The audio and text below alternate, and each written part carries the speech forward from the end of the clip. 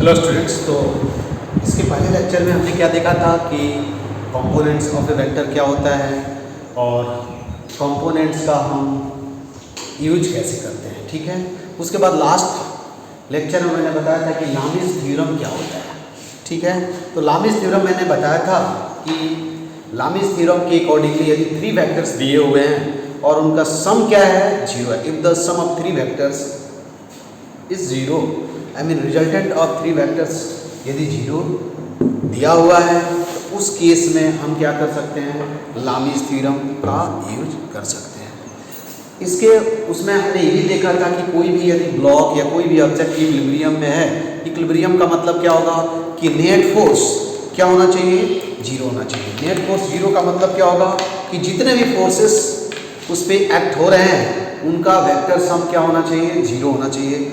Vector sum 0 का मतलब क्या हुआ, हमने ये भी देखा था कि सभी फोर्सेस हैं उनका x कंपोनेंट का सम अलग 0 होना चाहिए, y कंपोनेंट का सम क्या होना चाहिए, अलग से क्या होना चाहिए, 0 होना चाहिए, ठीक है।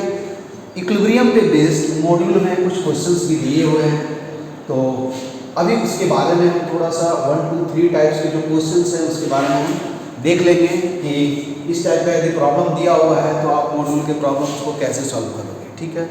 इक्विलिब्रियम पे जब हम एनएलएम पढ़ेंगे, एनएलएम का मतलब क्या होगा, न्यूटन लॉज ऑफ मोशन, तो वहाँ हम इक्विलिब्रियम पे जब फोर्स के बारे में टाइप ऑफ फोर्सेस पढ़ जाएंगे, ठीक है। नॉर्मल फोर्स क्या होता है, टेंशन फोर्स क्या होता है, वेट क्या होता है, ठीक है, फ्रिक्शन फोर्स क्या होता है। तो जब वहाँ इसके बारे में पढ़ेंगे तो वहाँ भी हम again components of A vectors का यूज करेंगे, लामिस थ्योरम यूज कर सकते हैं।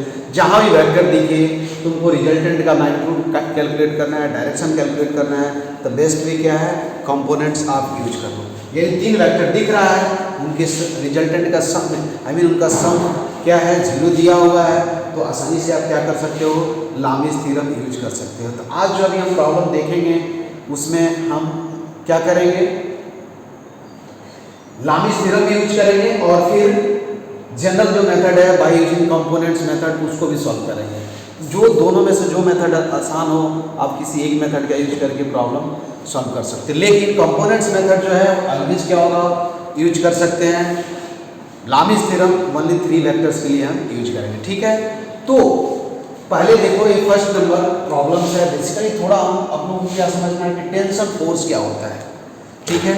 देखो बेटा, जब क्या करोगे, स्ट्रिंग ले लो, स्ट्रिंग देखो यहाँ स्ट्रिंग हमने क्या कंसीडर किया है, स्ट्रिंग का मतलब क्या होगा, थ्रेड भी आप बोल सकते हो इसको, क्या स्ट्रिंग और आइडियल थ्रेड, ठीक है। थ्रेड समझते हो ना तुम लोग, आइडियल थ्रेड। तो आइडियल स्ट्रिंग और आइडियल थ्रेड का मतलब क्या होता है कि मास जो होगा स्ट्रिंग का या थ्रेड का हम क्या मानते हैं, 0 मानते हैं। देखो यहाँ मैंने लिखा है मास ऑफ द थ्रेड क्या होगा, 0 होगा, ठीक है। अब स्ट्रिंग क्या होगा, जिसे थ्रेड ले लो और देखो क्या करो, अभी लूज है, ठीक है, लूज है तो उसमें कोई फोर्स डेवलप, लेकिन क्या करो, जब आप क्या करोगे उसको स्ट्रिंग को पुल करो, जैसे ही स्ट्रिंग क्या होता है, टाइट हो जाता है, उस सिचुएशन में देखना यहाँ एक कॉन्टैक्ट पॉइंट पे क्या होता है, एक फोर्स लगता है, समझ में आया ना, जो क्या होता है स्ट्रिंग को अंदर की तरफ क्या करता है, पुल करता है, ठीक है, क्या करता है, पुल करता है। उसी फोर्स को हम क्या बोलते हैं, टेंशन फोर्स बोलते हैं। तो जब भी क्या होगा, याद रखना है कि when ever string is tight, जब क्या होगा स्ट्रिंग टाइट होगा तो स्ट्रिंग में एक फोर्स डेवलप होता है जिसको हम क्या बोलते हैं, टेंशन फोर्स बोलते हैं। तो थोड़ा मैं इसको ब्रीफ में एक्सप्लेन कर देता हूँ क्योंकि एटलीस्ट, ठीक है। तो यहाँ मैं लिख देता हूँ व्हेन एवर, ठीक है, string is tight, then one force will develop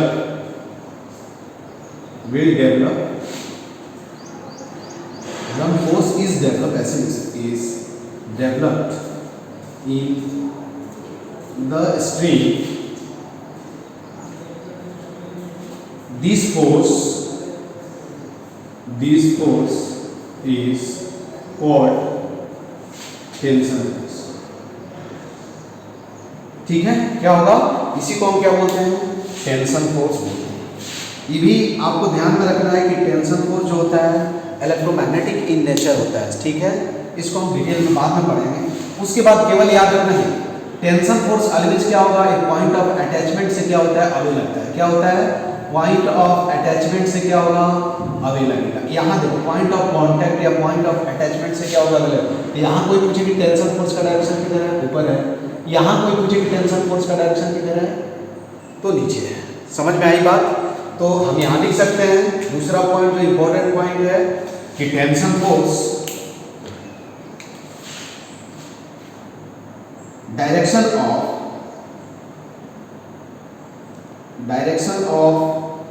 tension force is always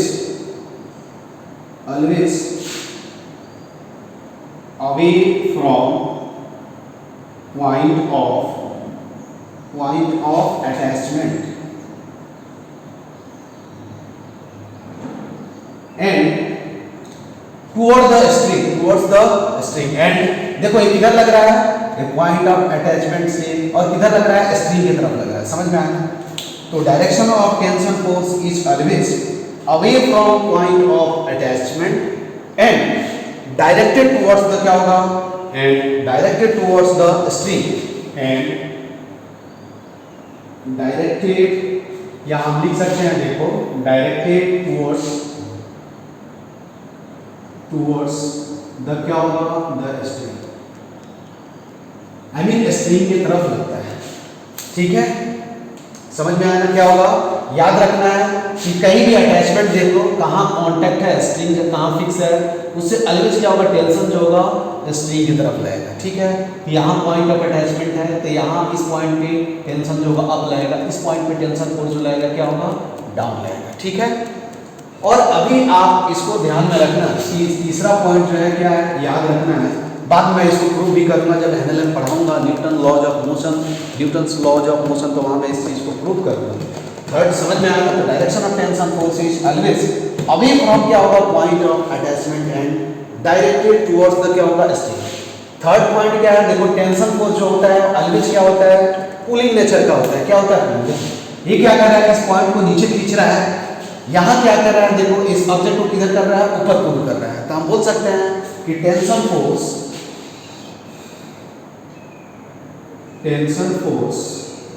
is क्या होगा, ऑलवेज पुलिंग इन नेचर। समझ में आया ना? ऑलवेज क्या होगा, पुल करता है किसी भी ऑब्जेक्ट को। ठीक है, जैसे यहाँ भी देखोगे, देखो यहाँ एक पॉइंट ऑफ अटैचमेंट है, इधर से क्या होगा, टेंशन फोर्स देखो क्या है, इधर है, इधर देखो तो पॉइंट ऑफ अटैचमेंट से। यहाँ कोई पूछे कि टेंशन फोर्स किधर लगेगा, इधर लगेगा। ठीक है, अब आइडियल स्ट्रिंग है, आई मीन क्या स्ट्रिंग मासलेस है, तो हर जगह टेंशन का वैल्यू सेम स्ट्रिंग में क्या होगा, सेम। ये स्ट्रिंग अलग हो गया, इसका नाम ई ओ रख दो और इसको बी, तो एक ओ ए स्ट्रिंग अलग हो गया, ओ बी स्ट्रिंग क्या होगा। उसी तरह देखो यहाँ टेंशन देखोगे तो किधर होगा, पॉइंट ऑफ अटैचमेंट से क्या होगा, अवे होता है, और टुवर्ड्स द क्या होगा, स्ट्रिंग होगा। समझ में आया ना? डायरेक्टेड टुवर्ड्स द क्या होगा, स्ट्रिंग होगा। तीसरा जो पॉइंट लिखना है आपको, वो ध्यान रखना है कि if the string is ideal, क्या होगा, if the string is ideal, if string is an ideal. Ideal का मतलब समझ में आया बेटा, क्या होता है, मास स्ट्रिंग का क्या हम मानते हैं, 0। प्रैक्टिकली ऐसा नहीं पॉसिबल है, लेकिन आइडियल ही मानते हैं, इसलिए हमने आइडियल स्ट्रिंग माना है। If string is an ideal, then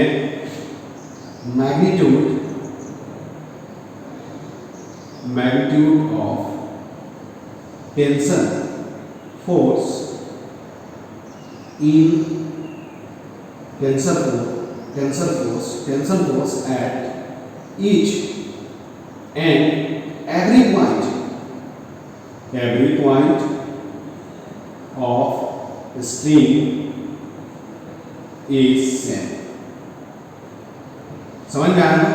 हर जगह स्ट्रिंग के हर पॉइंट पे जो टेंशन का वैल्यू होगा, मान लो ये पॉइंट क्या है, मैंने मान लिया P, ये पॉइंट क्या है Q, ये पॉइंट क्या है R, तो हम बोल सकते हैं कि टेंशन P पॉइंट पे, Q पॉइंट पे, R पॉइंट पे, हम बोल सकते हैं कि tension at point P equal to tension at point Q equal to tension at point R equal to, इसका भी नाम दे सकते हो तुम लोग, है ना, S तो tension at S is equal to, इसका भी कुछ नाम दे दो, ए दे दो, तो tension at A is equal to क्या होगा, मैग्नीट्यूड हर जगह क्या होगा, सेम होगा। समझ में आया ना? यही पॉइंट क्या करना है आपको ध्यान में रखना है। इसको जब एनएलएल पढ़ेंगे तो फिर हम इसके बारे में डिस्कस करेंगे, ठीक है। ये रहा कुछ पॉइंट क्या है टेंशन के बारे में। टेंशन जैसे ही स्ट्रिंग जैसे ही लूज हो जाएगा, टेंशन फोर्स क्या हो जाएगा, जीरो हो जाएगा। इसलिए मैंने लिखा है whenever string is tight then one force is developed in the string, this force is called tension. जब स्ट्रिंग क्या होगा, टाइट होगा। तो यहाँ एक पॉइंट और नोट में लिख लेना है, ठीक है बेटा। देखो क्वेश्चन समझ में आया है, इसी को हम पहले डिस्कस करेंगे, उसके बाद यहाँ है। तो नोट में एक पॉइंट और लेना है कि जब स्ट्रिंग क्या हो जाएगा, लूज हो जाएगा, तो टेंशन जो होगा वो क्या हो जाएगा, स्ट्रिंग में जीरो हो जाएगा, ठीक है। समझ में आया? अब मुझे क्या करना है, प्रॉब्लम सॉल्व करना। अब हम आते हैं, देखो क्या दिया हुआ है कि देखो तो ये m जो है वो इक्विलिब्रियम में है क्या, तो यहाँ हमको क्या करना है, पहले कंडीशन फॉर इक्विलिब्रियम लिखना है। देखो ध्यान से, condition for an equilibrium of an object या बॉडी जो भी है, क्या होना चाहिए कि पहले क्या होना चाहिए, देखो जितने भी फोर्सेस लगा है, मैं ऐसे लिख रहा हूं, इसका मतलब क्या हुआ, सिग्मा तो पढ़े हो, सिग्मा एफ का मतलब क्या हुआ, जितने भी फोर्सेस हैं उनका सम सिग्मा, इसी को बोलते हैं। सिग्मा का मतलब क्या होता है, summation of all the forces. तो जितने भी फोर्सेस हैं उनका सम क्या होना चाहिए, जीरो होना चाहिए। पहला कंडीशन है, इसको हम क्या बोलते हैं, ट्रांसलेशनल इक्विलिब्रियम। अभी रोटेशनल मत सोचो तुम लोग। तो टोटल फोर्स का वैल्यू क्या होना चाहिए, जीरो होना चाहिए। अब टोटल फोर्स जीरो कब होगा, देखो तो इसमें हम ऐसे लिख सकते हैं ना, देखो क्या लिख सकते हैं कि फोर्स को हम क्या लिख सकते हैं बेटा, एफ एक्स आई कैप प्लस क्या होगा, ठीक है, या ऐसे लिख सकते हैं सिग्मा, देखो sigma x component of force, ठीक है, आई कैप प्लस सिग्मा क्या लिखेंगे, y component j cap plus sigma z component j equal to zero. समझ में आया ना, जेड कंपोनेंट इनटू क्या हो जाएगा, जे कैप, ठीक है। सॉरी जे कैप नहीं होगा, की कैप होगा, गलत लिख दिया, की कैप यही हो सकता है ना एफ, यही होगा ना, sum of x component of all the forces plus sum of y component of all the forces plus sum of z component of all the forces, यही होगा। एक्स कंपोनेंट का मतलब क्या हुआ कि sum of x component of F, y component का मतलब क्या हुआ, sum of y component of F of all the forces, z component का मतलब क्या हुआ, sum of z component of all the forces. अब देखो ये जीरो होगा, ठीक है। देखो तो i cap j cap k cap कभी जीरो नहीं हो सकता, इसका मतलब इसको क्या होगा, sum of x component, sum of y component, sum of z component अलग अलग क्या होना पड़ेगा, आपको जीरो होना पड़ेगा, ठीक है। तो मैं इसको हटा देता हूं ऐसे, ठीक है। यहां से हम ये लिख सकते हैं, क्या लिख सकते हैं, देखो इक्विलिब्रियम के लिए क्या होगा कि sigma x component of all forces zero, sigma y component of all forces क्या होना चाहिए, zero, sigma z component of all forces क्या होना चाहिए, जीरो होना चाहिए। दिस इज कंडीशन ऑफ क्या होगा, इक्विलिब्रियम, ठीक है। समझ में आया ना, क्या होगा, कंडीशन फॉर इक्विलिब्रियम।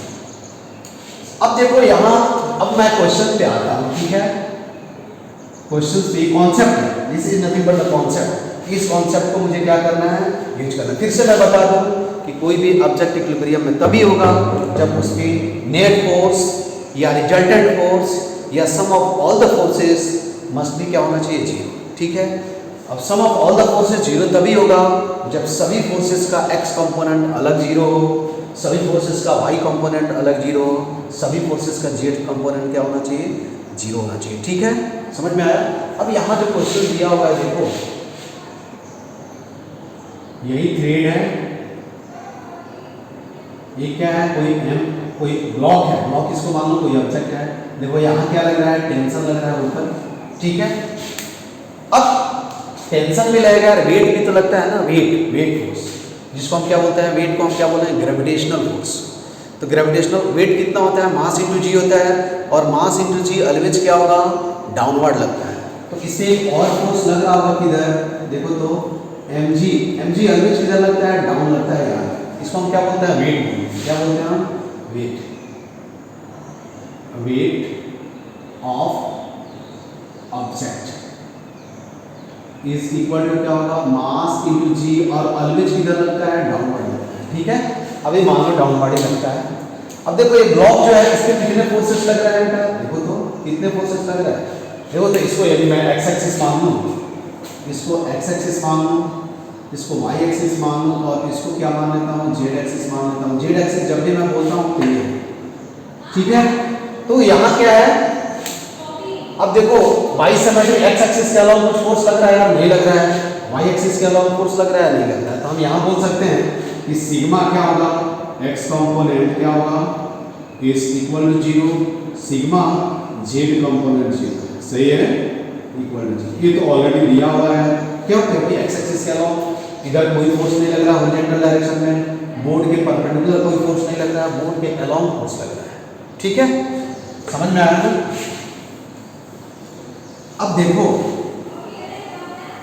तो क्या लिखोगे, अब मान लो कि y, देखो तो इसका y कंपोनेंट क्या होगा, t होगा, तब लिख सकते हैं सिग्मा y कंपोनेंट क्या होगा, 0 होगा।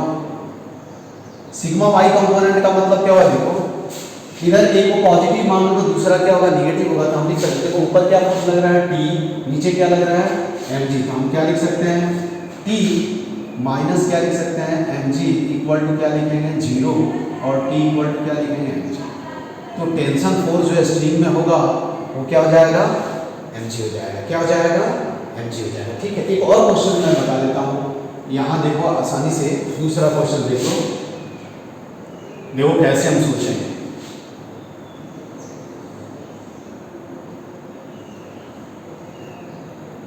ठीक है, अब एक स्ट्रिंग ए बी हो गया, ये सी डी हो गया। इस स्ट्रिंग में हर जगह टेंशन का वैल्यू क्या होगा, सेम होगा।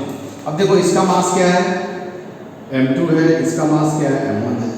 इसमें मान लो कि T2 डेवलप हुआ और इसमें टेंशन क्या हो गया, T1 हो गया। अब यहाँ दिया हुआ है, क्वेश्चन में नहीं दी हुई है, दिख रहा है ना कि इक्विलिब्रियम में है।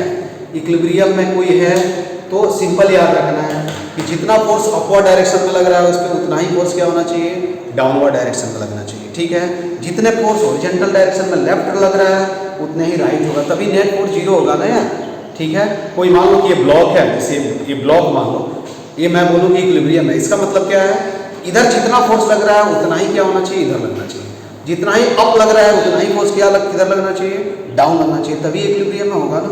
तो यहाँ हम क्या करेंगे, अब देखो आपसे पूछा गया है कि find tension T1 and T2 क्या है, if system is in equilibrium, if system is in equilibrium then find T1 and T2। T1 T2 क्या है बेटा, tension force in string CD and AB।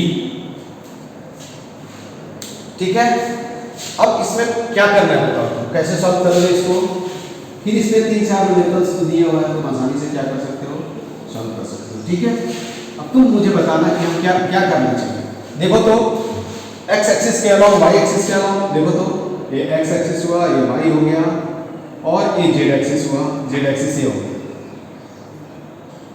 ठीक है, ये x एक्सिस। तो by symmetry हम बोल सकते हैं कि सिग्मा क्या होगा, x कंपोनेंट क्या होगा, सभी फोर्स सभी पार्टिकल्स में 0 होगा। सिग्मा z कंपोनेंट 0 दिख रहा है 0 दिख रहा है। अब चलो इसके बारे में सोचो। इस ब्लॉक में देखो तो इस पे क्या फोर्स लग रहा है, बताओ इस पे क्या फोर्स लग रहा है। इस पे देखो तो इस ब्लॉक पे फोर्स क्या लग रहा है, एक इसका वेट लग रहा है। वेट हमेशा क्या होगा, डाउनवर्ड लगेगा, mg याद रखना है। ठीक है, ये फोर्स क्या लग रहा है, ऊपर लग रहा है क्या, टेंशन। तो यहाँ ब्लॉक को दिखाओगे किसको, m1 को दिखाओगे तो क्या हो जाएगा, देखो ऊपर टेंशन T1 लग रहा है, नीचे क्या लग रहा है, m1g लग रहा है। ठीक है, और ये रुका हुआ है, इसका मतलब क्या बोल सकते हो कि T1 इक्वल टू क्या होगा, m1g होगा। तो हम लिख सकते हैं ऐसे भी लिखोगे, ऊपर पॉजिटिव होगा नीचे निगेटिव होगा, तो हम लिखेंगे T1 minus m1g equal to क्या होगा 0, तो t1 इक्वल टू क्या हो गया m1g। ठीक है, फॉर ब्लॉक हमने क्या लिखा, फॉर m1, फॉर m2 लिखो। अब देखो तो m2 यहां डायग्राम ड्रॉ करो, क्या क्या फोर्सेस लग रहे हैं पहले लिखा हो इसको। m2 के लिए देखो, एक तो टेंशन यहां भी लगेगा ना, और टेंशन क्या होगा टुवर्ड्स द स्ट्रिंग लगता है, तो इधर टेंशन क्या होगा नीचे होगा। तो देखो यहाँ टेंशन जो लग रहा है ये नीचे लग रहा है, और टेंशन क्या होगा T1 होगा। एक इसका वेट लग रहा है, वेट क्या होगा m2g, m2g किधर लग रहा है बेटा, नीचे ही लगेगा। तो देखो एक m2g लग रहा है, और एक टेंशन यहाँ लग रहा है, यहाँ टेंशन किधर लगेगा, ऊपर लगेगा, तभी तो ये रुका रहेगा ना यार। तो यहाँ टेंशन किधर लग रहा है, ऊपर लग रहा है T2। अब ये मैं बोलूं कि नहीं ये m2 जो है वो इक्विलिब्रियम में है, इसका मतलब क्या हुआ, जितना फोर्स ऊपर लग रहा है उतना ही फोर्स क्या लगना चाहिए, नीचे लगना चाहिए। देखो तो क्या हो जाएगा, T2 is equal to T1 plus क्या होगा m2g, और यहाँ से T1 का वैल्यू रख लो, तो T2 इक्वल टू क्या होगा m1 प्लस m2 इनटू क्या हो जाएगा g। समझ में आया? ऐसे हम क्या करते हैं, टेंशन कैलकुलेट करते हैं। तो जब भी क्या होगा, कोई भी ब्लॉक इक्विलिब्रियम में होगा तो पहले देख लो कि उस पे नेट फोर्सेस जो लग रहे हैं उनका सम ऑलवेज क्या होना चाहिए, 0 होना चाहिए। नेट फोर्सेस का मतलब क्या होगा, एक्स एक्सिस के अलोंग जितना फोर्सेस लग रहा है उनका सम 0 होना चाहिए, वाई एक्सिस के अलोंग जितने फोर्सेस लग रहे हैं उनका सम 0 होना चाहिए, जेड एक्सिस के अलोंग जितने फोर्सेस लग रहे हैं उनका सम क्या होना चाहिए, 0 अलग अलग होना चाहिए। x कंपोनेंट का सिग्मा x कंपोनेंट का मतलब क्या होगा, sum of x component of all the forces और all the vectors, sum of z component of all the forces और ऑल द वेक्टर्स। उसी तरह y कंपोनेंट का मतलब क्या होगा कि जितने भी फोर्सेस हैं उन सभी फोर्सेस का क्या होना चाहिए, y कंपोनेंट क्या होना चाहिए, 0 होना चाहिए। ठीक है, इसको मोर डिटेल में और भी हम पढ़ेंगे, लेकिन आपके मॉड्यूल में इस टाइप का क्वेश्चन दिया हुआ है इसलिए मैं इसको डिस्कस कर रही हूँ। ठीक है, इसके बाद हम क्या देखेंगे, ये जो न्यूमेरिकल्स दिया हुआ है, देखो यहाँ भी देखो क्या है, एक ब्लॉक है जिसको ये 2 रिजिड सपोर्ट है। ठीक है, इससे क्या है, 2 थ्रेड के थ्रू, आइडियल थ्रेड के थ्रू, थ्रेड कैसा है, आइडियल है, क्या है, आइडियल, भी क्या है, आइडियल फिक्स किया हुआ है।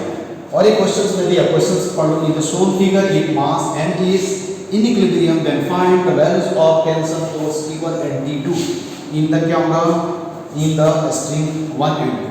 कभी कभी देखो टेंशन फोर्स नहीं दिया रहेगा तो हम मान लेंगे T1 T2 T3 जो भी हम कंसीडर कर लेंगे, और फिर जो गिवन कंडीशन दिया हुआ है उसको यूज करके हम क्या करेंगे, प्रॉब्लम सॉल्व करेंगे। अलवेज याद रखना है टेंशन फोर्स जो होता है पॉइंट ऑफ अटैचमेंट से या पॉइंट ऑफ कांटेक्ट से क्या होता है, या फिक्स पॉइंट से क्या होता है, अवे होता है एंड स्ट्रिंग की तरफ लगता है। ठीक है, तो इसमें टेंशन नहीं भी दिया होगा तो आप इसमें खुद से टेंशन मानते हैं, इसमें मानते हैं और कैलकुलेट करते हैं।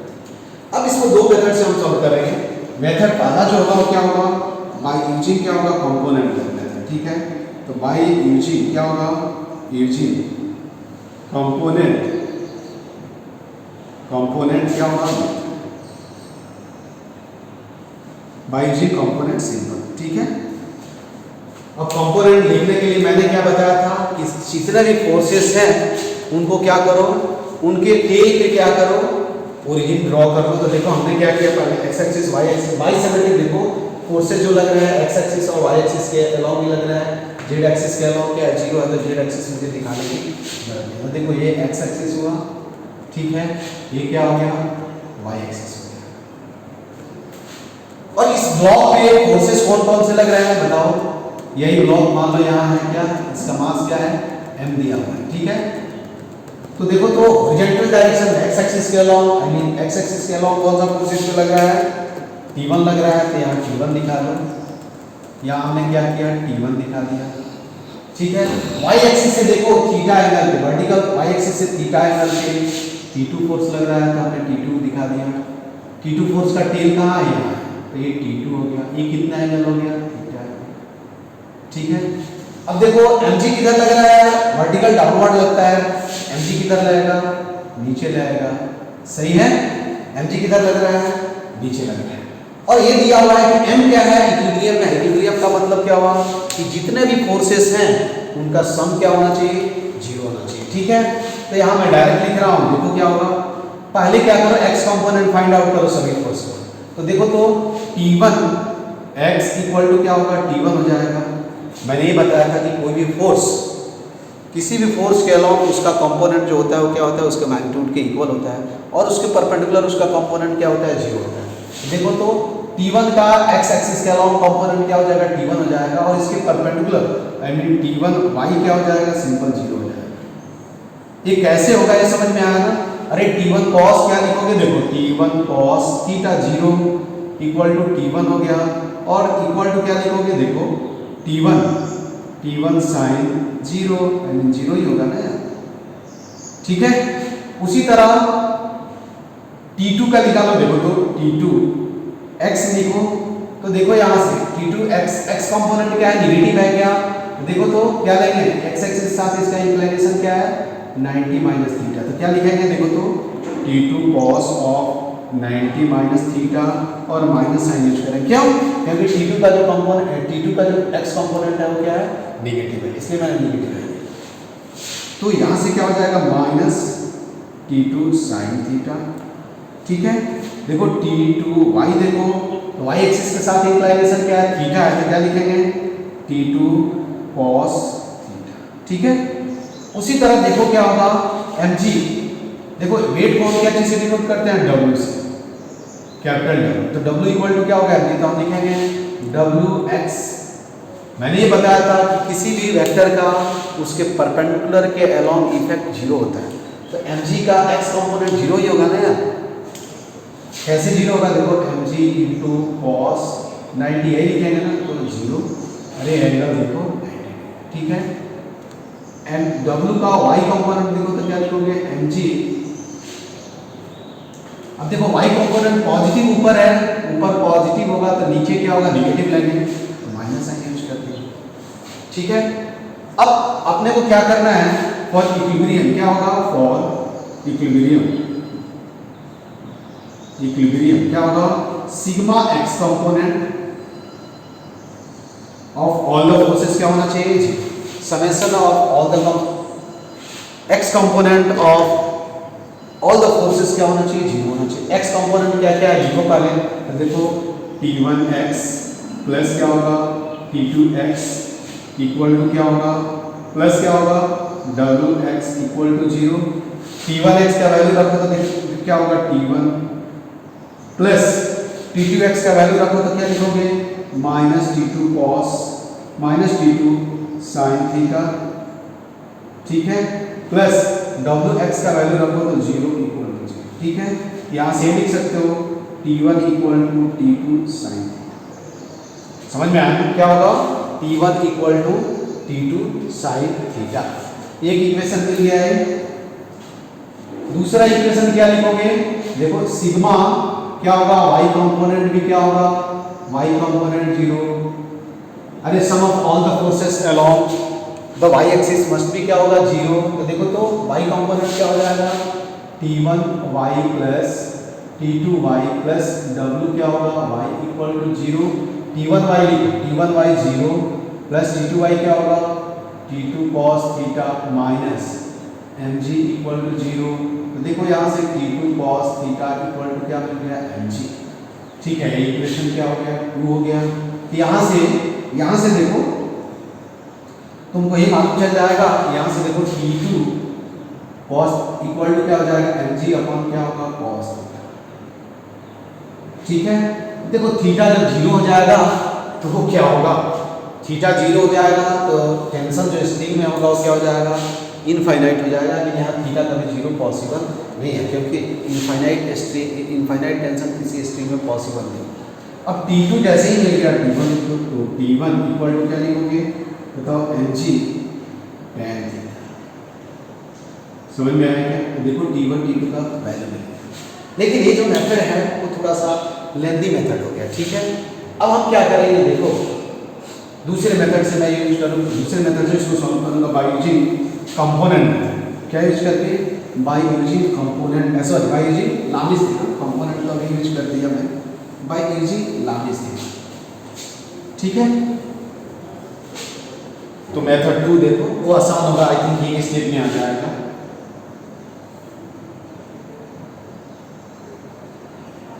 लामिस थ्योरम।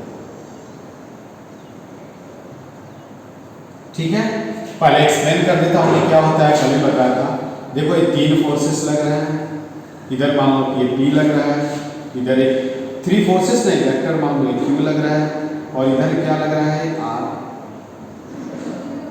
ठीक है, P Q R F1 F2 जो भी लिखना है लिख सकते हो।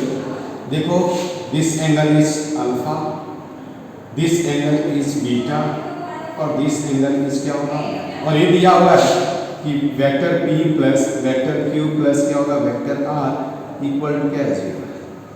आई मीन तीन जो वेक्टर है उनका सम क्या है 0 दिया हुआ है।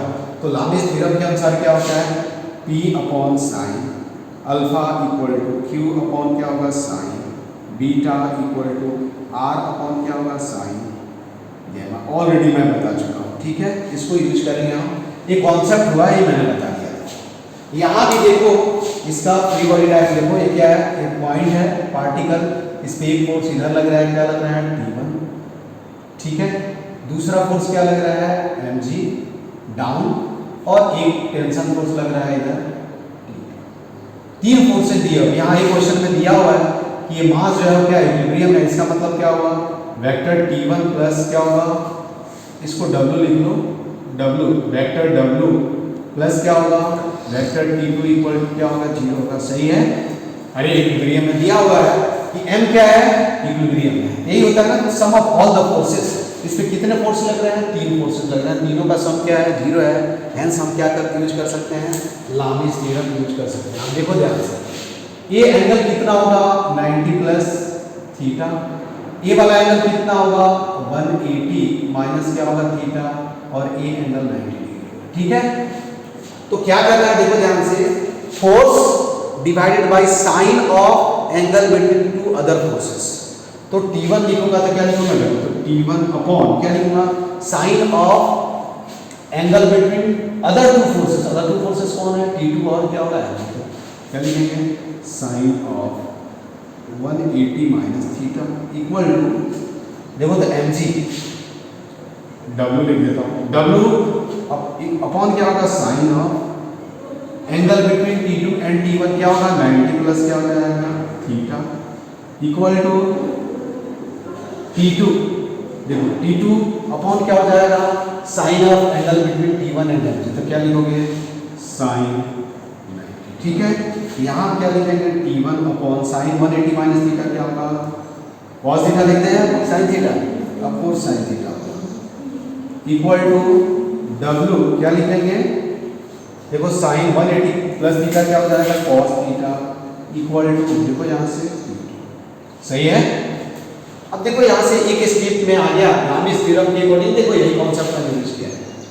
फोर्स डिवाइडेड बाय क्या होगा sine of angle between two other forces, या vector divided by sine of angle between two other vectors equal to, फिर वेक्टर ऐसे ही हमने इसको यूज करके लिखे। यहाँ से देखोगे तो T2 इक्वल टू क्या हो गया, देखो T2 equal to mg upon क्या हो गया cos थीटा, और T1 इक्वल टू क्या हो जाएगा mg tan थीटा। तो दोनों मेथड से हमने क्या किया, इसको सॉल्व कर लिया बाय यूजिंग लामिस थ्योरम और बाय यूजिंग क्या होगा कंपोनेंट्स मेथड। ठीक है, तो हम दोनों मेथड से हम इस टाइप के प्रॉब्लम को सॉल्व कर सकते हैं। लेकिन जब भी तुमको क्या हो थ्री फोर्सेस दिखे, थ्री वेक्टर्स दिखे और उनका सम क्या होना चाहिए 0 होना चाहिए, तो उस सिचुएशन में तुम क्या करो लामिस थ्योरम आसानी से क्या कर सकते हो तुम यूज कर सकते हो। ठीक है, क्या कर सकते हो लामिस थ्योरम यूज कर सकते हो। अब इसके बाद जो हम पढ़ेंगे, इसके और आप प्रैक्टिस कर लेना, इसके बाद जो हम पढ़ेंगे मल्टीप्लिकेशन ऑफ वेक्टर। ठीक है, क्या है मल्टीप्लिकेशन ऑफ वेक्टर्स।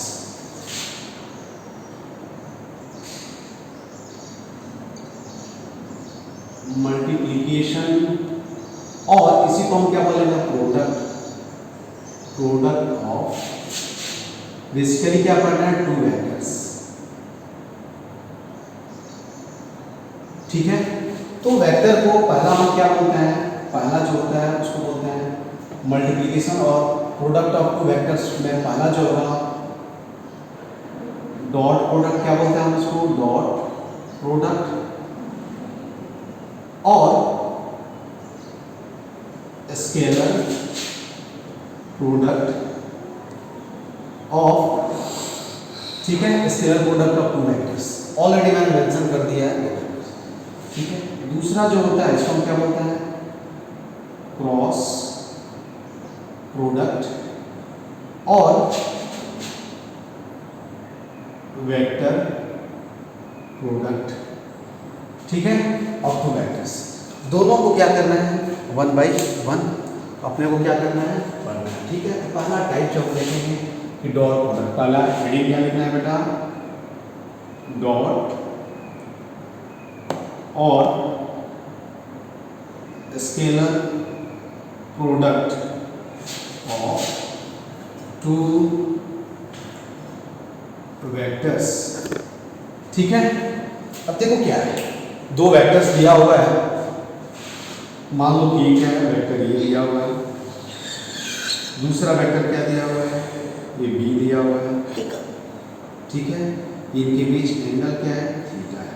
क्या दिया हुआ है, थीटा क्या है, उनके बीच एंगल दिया हुआ है, ठीक है। तो सबसे पहले हम क्या लिखेंगे, ध्यान से, स्केलर प्रोडक्ट और dot product of vector A and vector B is denoted as A dot B। इसको हम क्या चीज से डिनोट करते हैं, A dot B से, समझ में आया, ठीक है। The scalar product और dot product of two vectors A and B is denoted as A dot B। इसको हम क्या चीज से डिनोट करते हैं, ठीक है। और मैथमेटिकली देखो ध्यान से, एंड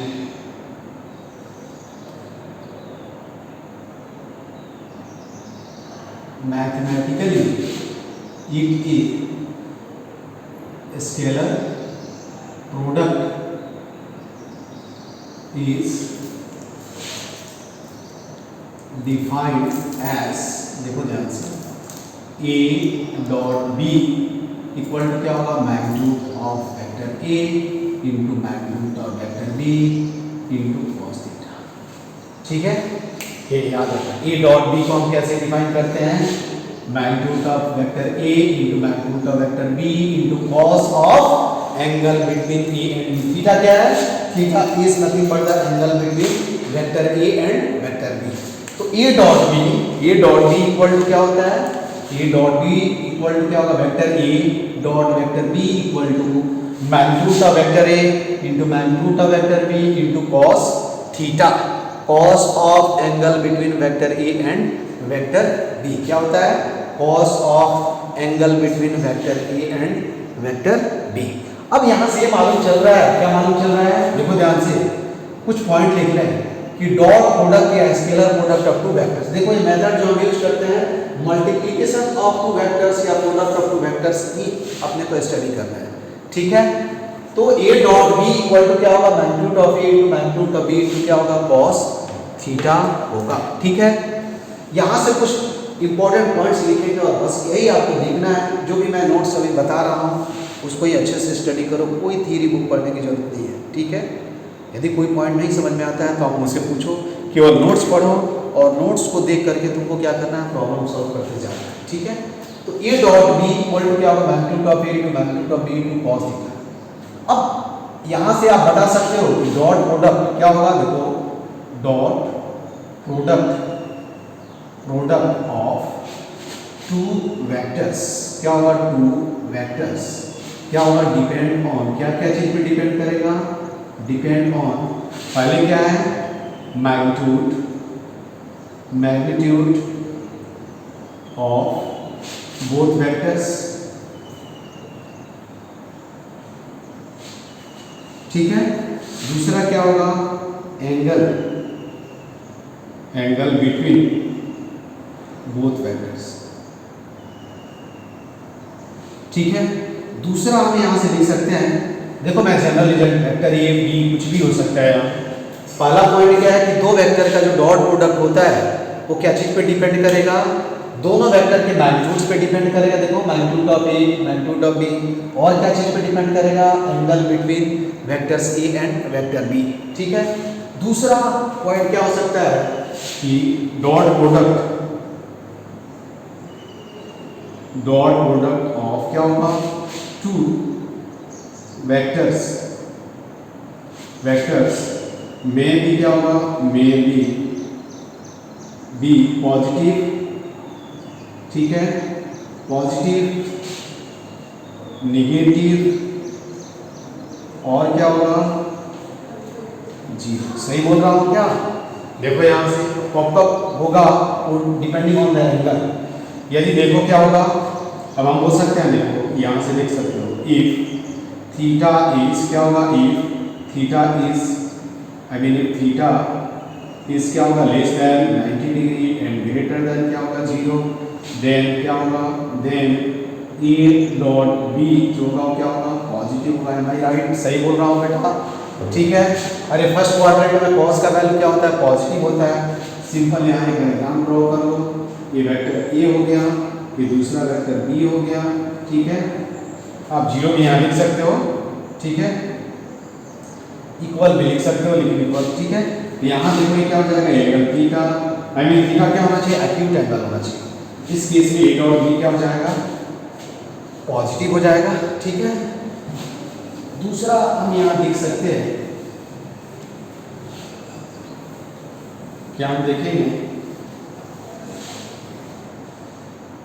पहला पॉइंट, दूसरा पॉइंट ये लिख सकते हो कि if theta is less than equal to क्या होगा, 180 और greater than equal to 90, then क्या होगा, then A dot B will be क्या होगा, निगेटिव। ठीक है, क्या हो जाएगा, ए डॉट बी क्या हो जाएगा, निगेटिव हो जाएगा। इस केस में आप डायग्राम ड्रॉ करोगे तो थीटा क्या होना चाहिए, दो वेक्टर के बीच एंगल जो होना चाहिए वो क्या होना चाहिए, ऑब्ट्यूज एंगल होना चाहिए, यानी कि थीटा होना चाहिए। ठीक है, समझ में आया ना? ये वेक्टर बी हो गया। इस केस में क्या होगा, ए डॉट बी जो होगा वो क्या होगा, लेस देन क्या होगा, जीरो होगा। ठीक है, तो dot product of two vectors क्या हो सकता है, पॉजिटिव भी हो सकता है, निगेटिव भी हो सकता है और जीरो भी हो सकता है। जीरो देखो क्या होगा, यहाँ मैं बताऊँ, if theta is equal to क्या हो जाए, 90 डिग्री, देन क्या होगा, A dot B will be equal to क्या होगा, जीरो। और यहाँ से आगे इसको थोड़ा डिटेल में मैं बताता हूँ आपको। ए डॉट बी जो होगा, ए और बी वेक्टर क्या होंगे, 90 डिग्री। ठीक है, तो तीनों केस हो सकता है कि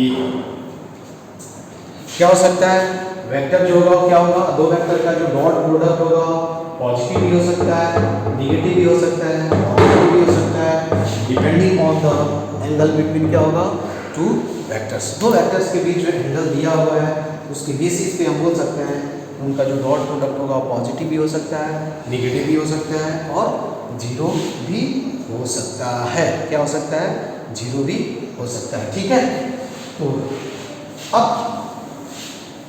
केसेस यहाँ कुछ देखने वाले हैं। ठीक है, आगे आएंगे हम। ठीक है, अब देखो क्या पहला यहाँ अगला पॉइंट देखो, if vector A is parallel to क्या होगा, vector B.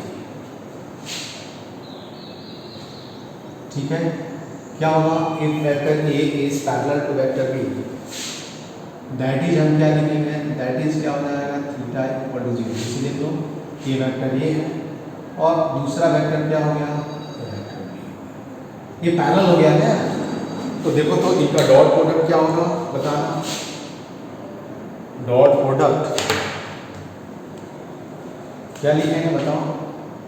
A dot B equal to क्या होगा, देखो magnitude of vector A into magnitude of vector B into cos zero. Cos zero का वैल्यू कितना होता है, ये कितना होगा, 1 होगा, है ना। तो A dot B equal to क्या होगा, सिंपल ए बी हो जाएगा। समझ में? और यही जो होगा क्या होगा, मैक्सिमम। कॉस देखो मैक्सिमम इसका वैल्यू क्या होगा, जब ये मैक्सिमम होगा, ये मैक्सिमम क्या हो सकता है, 1 हो सकता है। तो कोई पूछे कि दो वेक्टर के डॉट प्रोडक्ट का जो मैक्सिमम वैल्यू होगा वो क्या होगा, तो आप बता सकते हो, देखो मैक्स इक्वल टू क्या होगा, ए इंटू बी। समझ में आया क्या होगा, ए इंटू बी। ठीक है, तो यहाँ से ये तुम जरूर लिख सकते हो कि maximum value of cross dot product of two vectors क्या होगा, प्रोडक्ट ऑफ देयर मैग्नीट्यूड। ठीक है, I mean maximum value of dot product of two vectors will be equal to क्या होगा, प्रोडक्ट ऑफ देयर। देखो ए डॉट बी का max कितना value होगा, मैग्नीट्यूड ऑफ ए इनटू क्या हो जाएगा, मैग्नीट्यूड ऑफ बी। और ये कब होगा, जब क्या होना है, व्हेन टू वेक्टर्स आर क्या होना है, पैरेलल। तो हम यहां से लिख सकते हैं, क्या लिख सकते हैं, if two vectors are parallel, then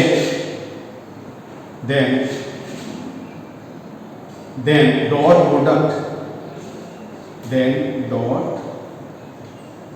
product then ऐसे लिख सकते हैं, their dot product, then the value of their dot product will be क्या होगा, will be मैक्सिमम। समझ में आया, एंड वाइस वर्सा, एंड अरे ये समझ में आया क्या, यदि दो वेक्टर का डॉट प्रोडक्ट मैक्सिमम हो रहा है तो दोनों वेक्टर क्या होंगे, पैरेलल होंगे, या उनके बीच जो एंगल होगा वो क्या होगा, 0 डिग्री होगा। इसलिए मैंने लिखा कि वाइस वर्सा जो है, या it's converse is also true, इसका अपोजिट भी ट्रू है। If two vectors are parallel then the values of their dot product will be maximum and vice versa. समझ में आया, ये तुमको क्या करना है, याद रखना है। ठीक है, तो अब इसमें ये भी हो सकता है कि दो इक्वल वेक्टर्स हैं, उनका डॉट प्रोडक्ट क्या होगा, देखो ध्यान से। अब मैं बोलूँ, देखो तो ध्यान से, ये दो वेक्टर, ये वेक्टर ए हो गया, देखो यहाँ से बहुत ए, और ये भी वेक्टर ए हो गया। तो यहाँ देखो तो A dot A equal to क्या होगा बेटा, magnitude of A into magnitude of A into cos 0, I mean क्या हो जाएगा, ए स्क्वायर हो जाएगा। देखो तो A dot A equal to क्या होगा, ए स्क्वायर। ठीक है, similarly B dot B equal to क्या होगा, B square. Similarly C dot C equal to C square. C क्या है, मैग्नीट्यूड। समझ में आया ना।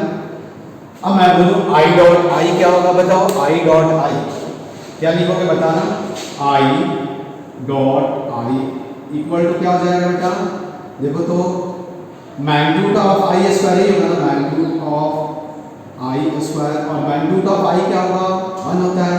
अरे एक्स एक्सिस हुआ, ये वाई एक्सिस हुआ, और ये जेड एक्सिस हुआ।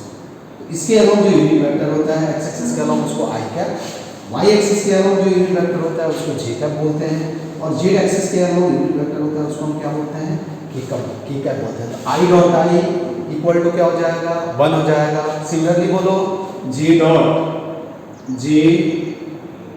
Dot j cap equal to 1, k dot के कैप इक्वल टू भी क्या हो जाएगा, 1। ठीक है, तो यहाँ लिख लेना, ये इसको माइंड में रखना है, ये i dot I equal to J dot J equal to k dot k equal to क्या होगा, 1 जाएगा। ये समझ में आया कैसे होगा, रखना नहीं है बेटा। ठीक है, कि दो किसी भी वेक्टर का उसी वेक्टर के साथ जो स्केलर प्रोडक्ट होता है उसके मैग्नीट्यूड के क्या होता है, स्क्वायर होता है। आई मीन स्केलर प्रोडक्ट और dot product of vector with itself will be always equal to square of magnitude of vector. समझ में आया ना, यहाँ से दिख रहा है ना, ए डॉट ए क्या हुआ, magnitude of A square, B dot B क्या हुआ, magnitude of B square, C vector C dot vector C equal to क्या होगा, सी स्क्वायर। तो vector i dot i, i क्या है, यूनिट वेक्टर होता है ना, i cap j cap k cap, ये i vector j vector k vector भी दिया हुआ है, तो हम उसको क्या बोलते हैं, यूनिट वेक्टर्स बोलते हैं। ये बात समझ में आ गई अभी तक। ठीक है, अब यहाँ एक और पॉइंट हम देख लेते हैं। ठीक है, तुमको ये याद रखना है कि दो वेक्टर से अधिक कोलिनियर है। ठीक है, अभी बता दूं कि मैं बाद में नहीं पूछ सकता।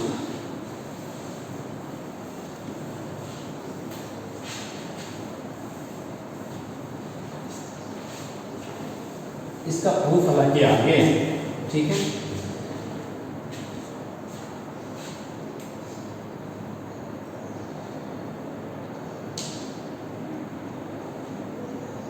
चलो बाद में बताता हूँ उसको। ठीक है, बाद में नोट में मैं लिख दूँगा या यहाँ लिख लो, प्रूफ आगे है। देखो यहाँ से पूछा भी जाता है। इफ, देखो if vector A equal to a1 i cap plus b1 j cap, नहीं a1 i cap, a2 j cap, a3 क्या हो गया a कैप। अरे वेक्टर ए क्या है, यूनिट वेक्टर एन क्या होगा n. Vector B is equal to क्या, b1 i cap plus b2 j cap plus b3 k cap. If vector this and this are parallel, और इसको हम बोल सकते हैं पैरेलल और क्या होगा कोलिनियर। ठीक है, पैरेलल ऐसे लिख सकते हो, देन क्या लिख सकते हो, a1 upon b1 equal to a2 upon b2 equal to क्या होगा a3 अपॉन b3। ये याद रखना, बाद में इसका एप्लीकेशन एक इम्पॉर्टेंट है। आगे यदि जब हम क्रॉस प्रोडक्ट पढ़ेंगे तो वहाँ तुमको मैं बता दूंगा। ठीक है, ये कैसे आता है, इसका प्रूफ भी दिया हुआ है। यदि दो वेक्टर्स क्या है, कोलिनियर है, पैरेलल है, तो सिंपल उनका जो रेशियो होना चाहिए क्या होना चाहिए, a1 x कंपोनेंट का रेशियो, y कंपोनेंट का रेशियो और z कंपोनेंट का रेशियो जो होना चाहिए क्या होना चाहिए, सेम होना चाहिए। ठीक है, इसको हम डिटेल में आगे पढ़ेंगे। लेकिन याद जो दूसरा जो पॉइंट है वो क्या है, if two vectors are orthogonal, और क्या होगा, और नॉर्मल, और क्या होगा perpendicular.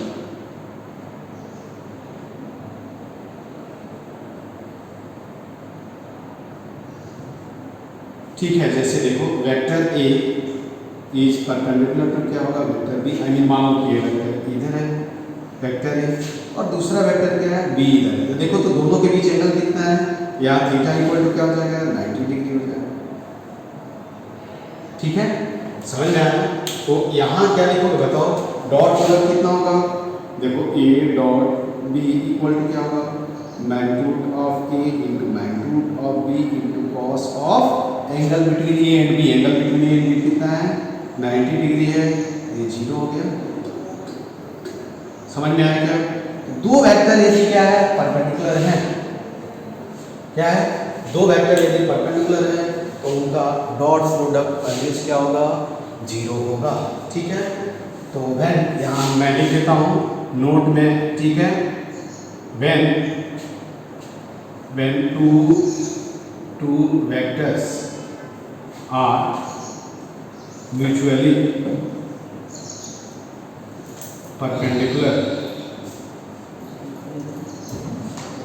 perpendicular to each other, then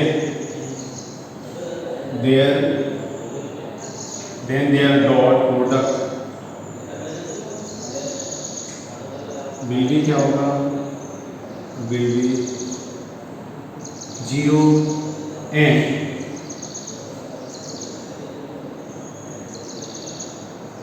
vice versa. समझ में आया।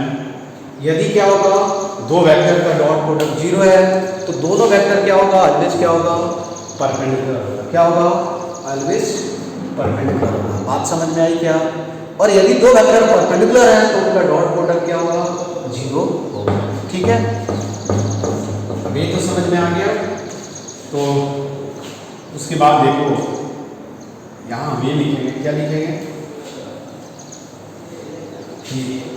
अब यहाँ बताना आई डॉट, देखो तो ये मान लो कि क्या है एक्स एक्सिस है, दिस इज क्या है वाई एक्सिस है, और दिस इज क्या हो गया जेड एक्सिस। इधर क्या है आई कैप, इधर यूनिट वेक्टर क्या है जे कैप, इधर यूनिट वेक्टर क्या है के कैप। तो आई डॉट जे क्या होगा बताना, आई डॉट जे क्या हो जाएगा, देखो तो magnitude of I into magnitude of J into cos 90 zero हो जाएगा ना यार। सिमिलरली हम क्या लिख सकते हैं बताना, J dot k equal to zero और के डॉट आई भी हम क्या लिख सकते हैं, जीरो लिख सकते हैं। ठीक है, क्या लिख सकते हैं, जीरो लिख सकते हैं। देखो तो हम यहाँ लिख सकते हैं, इंपॉर्टेंट रिजल्ट है, याद रखना, I dot J equal to J dot क्या है, के इक्वल टू क्या हो, K dot I equal to always क्या होगा, जीरो। समझ में आया?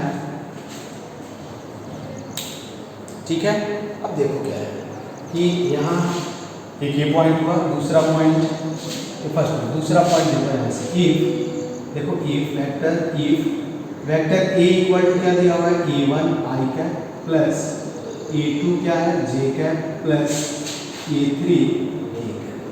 ठीक है, and vector b equal to क्या दिया हुआ है, b1 I cap plus b2 J cap plus b3 K cap. Then देखो क्या होगा, ए डॉट बी कोई पूछे क्या होगा, देखो तो A dot B equal to क्या लिखेंगे, सिंपल देखो, a1 I cap plus a2 J cap plus a3 K cap dot क्या लिखेंगे, b1 I cap plus b2 J cap plus b3 K cap. समझ में आया क्या? अब यहां देखो, यहां से तुम देखो तो आई डॉट आई क्या होता है, अभी बताया था, आई डॉट आई क्या होता है, 1 होता है। और देखो तो पहले इससे मल्टीप्लाई करोगे तुम आई वाले टर्म से, देखो आई dot I 1, I dot J 0, I dot के क्या हो जाएगा 0। तो डायरेक्ट मैं लिख देता हूँ, a1 b1 प्लस क्या होगा, a2 b2 प्लस क्या हो जाएगा, a3 b3। ठीक है, समझ में आया क्या हो जाएगा? तो यहाँ से हम लिख सकते हैं कि a dot b equal to क्या होगा, a1 b1 plus a2 b2 plus a3 b3। ठीक है, अब यदि क्या होगा कि a और b परपेंडिकुलर होगा तो a डॉट b क्या होना चाहिए, 0 होना चाहिए। तो यहाँ से एक पॉइंट लिख लेना, हम लिख if a and b are and. ठीक है, इफ यहाँ ये पॉइंट और लिख लेना, if a is perpendicular to क्या हो जाएगा, b, देन क्या होगा, then a dot b will be equal to क्या होगा, 0।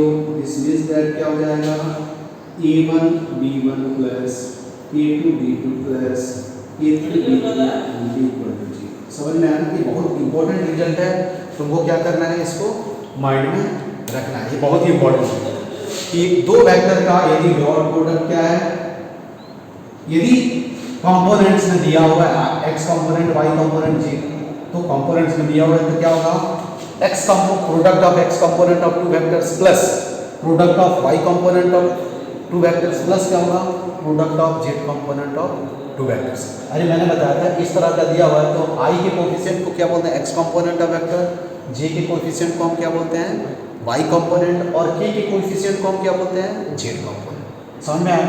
यहाँ से इफ a एंड b, ये याद रखना है कि a डॉट b कितना होगा, a1 b1 plus a2 b2 plus a3 b3। और यदि ये दिया हुआ है कि दोनों वेक्टर्स के यहाँ परपेंडिकुलर है तो आपको हमने देखा कि उनका डॉट प्रोडक्ट क्या होना चाहिए, a डॉट b क्या होना चाहिए, 0 होना चाहिए। तो हमने इसको क्या कर दिया, 0 कर दिया। ठीक है, समझ में आई बात? तो हमने यहाँ ये पढ़ा। अब उसके बाद इसमें बहुत सारे पॉइंट्स हैं, फिर हम इसको न्यूमेरिकल्स को देखेंगे। अब देखो क्या है, अगला पॉइंट क्या है कि when वेक्टर, या ऐसे लिख सकते हैं, if vector A is anti parallel to क्या होगा, वेक्टर B, दैट इज क्या लिखोगे, that is theta equal to क्या होगा, 180 डिग्री। सही है? अरे समझ में आया ना? एक वेक्टर ये है, वेक्टर और दूसरा वेक्टर क्या है, क्या दिया हुआ है, यहाँ थीटा 180 डिग्री हो गया क्या? अरे कोई डाउट नहीं है ना? अब देखो यहाँ ए डॉट बी कितना होगा बेटा बता। A dot B equal to क्या होगा again magnitude of A magnitude of B cos 180 degree, और यहाँ क्या लिखोगे A dot B equal to क्या होगा माइनस। समझ में आया क्या? इस सिचुएशन में क्या होगा, डॉट प्रोडक्ट का जो वैल्यू होगा वो क्या होगा, मिनिमम होगा। क्या होगा, मिनिमम होगा। समझ में आया ना, क्या होगा, मिनिमम होगा। तो इसको हम लिख सकते हैं ए डॉट, कोई पूछे कि ए डॉट मीन कितना होगा तो क्या लिखोगे माइनस ए बी। समझ में आया? ए डॉट बी मैक्स कितना होगा प्लस ए बी। तो ए डॉट बी का जो वैल्यू होगा प्लस ए बी और माइनस ए बी के बीच में ही लाई करेगा, depending on the all the value of theta. दो वेक्टर के बीच एंगल जो होता है वो 0 to 180 डिग्री होता है बेटा। तो यहाँ एक पॉइंट लिख लेना है कि क्या होगा, व्हेन टू, ठीक है, टू वेक्टर्स आर, क्या होगा, when two vectors are anti parallel then their dot product ठीक है will be क्या होगा मिनिमम एंड वाइस वर्सा। समझ में आया कि यदि दो वेक्टर का डॉट प्रोडक्ट मिनिमम है तो क्या होगा, वेक्टर जो होना चाहिए ऑलवेज क्या होना चाहिए, एंटी पैरेलल होना चाहिए।